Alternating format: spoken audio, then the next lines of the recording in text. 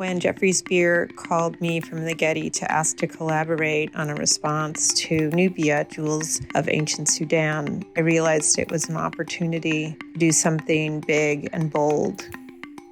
And I knew it would not be a traditional exhibition.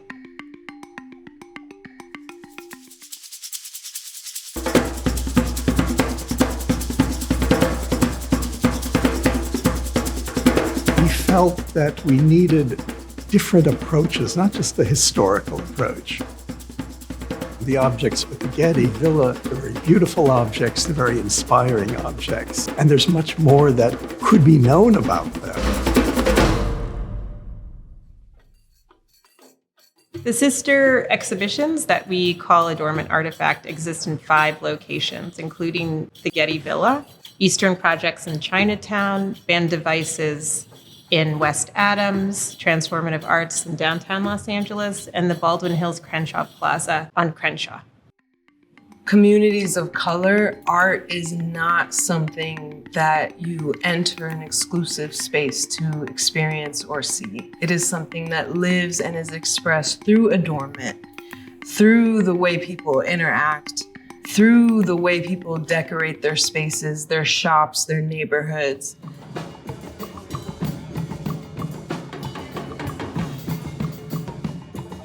When art is placed in community, one thing that is possible is people articulating their thoughts about it in ways that may not be steered by the walls, the inscriptions of institutions like a gallery.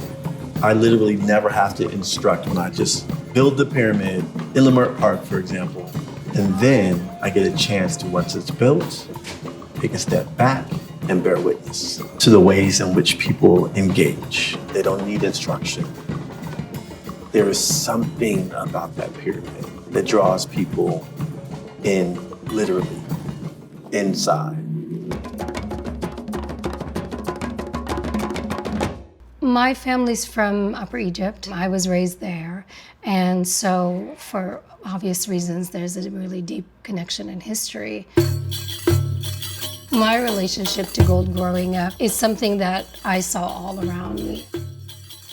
Ancient Egyptians adorned their bodies in ritual as protective devices, as celebratory devices. Gold really held a special meaning and embodied the idea of the spiritual, of the divine and the sublime. And so I think that that's a really important distinction to make, and I'm interested in the way that these materials were disembodied from their original meaning and usage.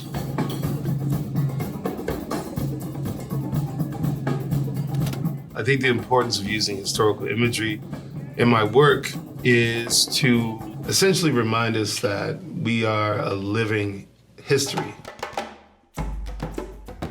Africa has always been this very rich land that is generally exploited by other countries for profit. But it's just amazing how, it's like a rose growing through concrete. It's always going to be astonishing. Nubian ideas and impulses and the cultural legacy of Nubia is alive today in Los Angeles. And it's incredibly important because in so many ways, our cultures have heard the stories but not been able to interact with the objects because they've been locked away in Western institutions. And now this is an incredible opportunity for us to bring those things back together, to bring artisans and artists back into conversation with what they know intuitively and what we know culturally, with what we can literally see inside the Nubia exhibition.